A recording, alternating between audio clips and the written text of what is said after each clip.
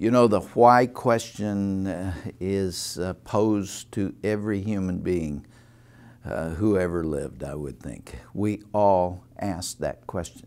We have reason to ask it because we go through difficulties and moments when the pieces don't fit, when you can't make sense out of what is happening to you.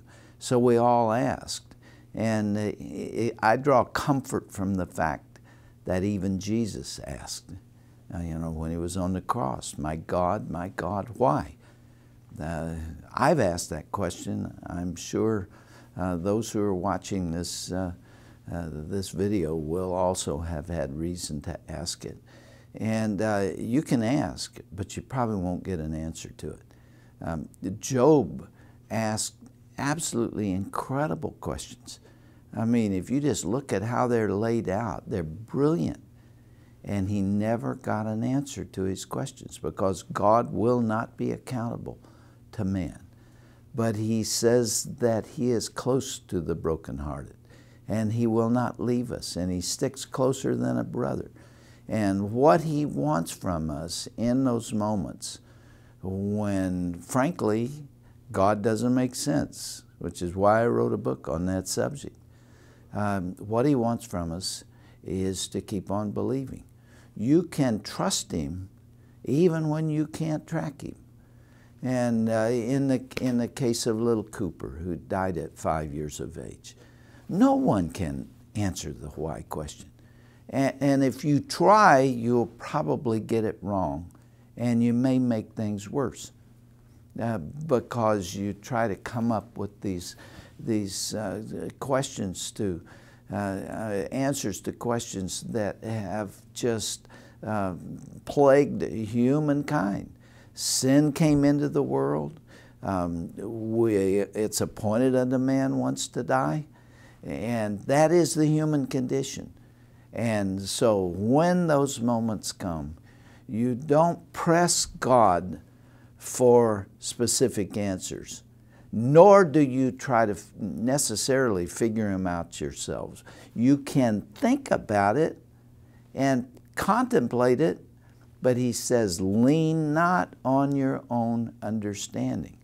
Leaning on it means you start making demands of God. If you don't explain this to me, I can't trust you. I can't follow you. And I'm mad at you. I'm angry at you. That's leaning on it. And instead, in those moments, you submit your will to his, as Job did, who said, though he slay me, yet will I serve him. That's not terribly satisfying to someone who has lost a precious child like Cooper. You want to know why. What were you doing? But people come up with these crazy answers. You know, God wanted this little flower in his garden. That's not reasonable. That's not theologically sound. But you say, God, I know you love me, and I know you care for me. And someday I will know even as I am known. But for now, we just continue to follow and continue to believe. That is the conclusion I've drawn after, I was at Children's Hospital for 17 years, and I saw children going through every imaginable painful situation. And some of them had cancer and were bald-headed and dying and in pain and in surgery and all kinds of chemo, and never knew. They weren't old enough to even know why. That's hard. That's difficult. I didn't even want to go on the oncology ward because you're going to lose a lot of those kids. But the conclusion I drew is that God makes sense even when he doesn't appear to make sense. And you just keep on believing. Well, we know that guilt in a situation like that's irrational. I mean, it's probably inevitable, but JJ would not have hurt a cell of that little boy's body. He would have laid down his life for Cooper. And And so the issue of responsibility and blame and all that is a tool that Satan uses to discourage you and to drive a wedge between you and God. And it is not, don't go down that path. God is sovereign. He will do what He will do. And He has a plan when it doesn't look like He has a plan. And sometimes the events that occur and things that we go through are just absolutely beyond comprehension. Why would God do that?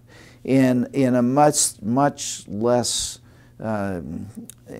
important way, I started Focus on the Family in 1977 at a time when I needed my godly father more than any other time. I leaned on him. He did the reading and the research for me. He guided me. My last conversation with my dad on this earth was a telephone conversation about whether I should concentrate on television or radio. He had prayed for it for days, and I called him and he said, I really believe it's radio. I depended on him. And yet 6 months after I started what was to be this huge ministry, my dad died. How do I explain that? I can't explain it. And I can't explain Cooper's death either. But you just go on believing. And the sovereignty of God will bring things right. And we know that because the Scripture tells us. And someday we will be together again. And JJ and his wife and Cooper will be there in that reunion. And you know what? I want to be there too. Let's start by what you should not do. You should not try to come up with simplistic answers to profound questions that involve the very heart and motivation of God. You know, the worst thing you can do is to begin to say, you know, if you didn't have sin in your life, this wouldn't have occurred. That's ridiculous. What you're doing is you're cutting a person off from the relationship with the Lord at the time that they need it the most. They need Him the most. And if you're not careful, you'll wander into things that will cause greater pain and confusion.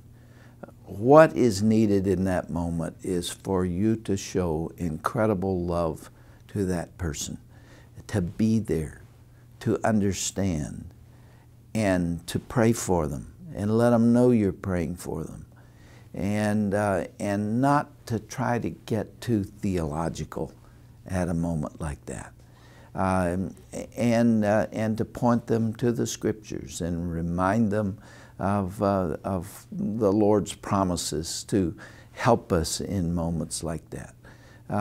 It might be appropriate in JJ's case, and I'm sure his wife, as I said before, to talk about guilt, because guilt is kind of irrational.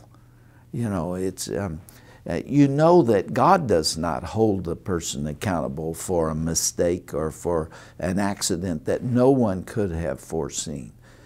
So I think you can, if you have the wisdom, you can clarify what the Scriptures have to say about moments like that, but without wading into areas where human beings are just not capable of giving the answers. You know, if the Lord had wanted you to understand all that, He'd have given you more information. You know, but he just doesn't. He doesn't. You can put 1,000 theologians in a church and keep them there for 6 months talking about the why question, and they're not going to come up with it. You know, you just eventually come down to the point of faith.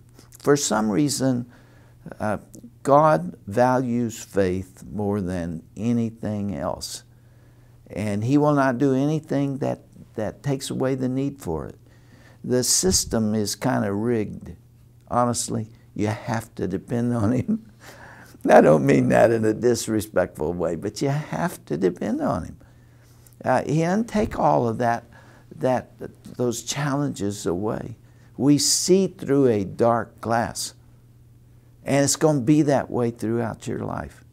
And when you get to one of those places where you're peering through the window and looking for what's on the other side, you just have to wait till you get to heaven. Maybe that's not satisfying to people, but it's sort of the way the Lord has set it up. And someday we will know even as we are now known. And someday JJ will understand what happened to Cooper. And until then, just keep on believing. And God will be with you.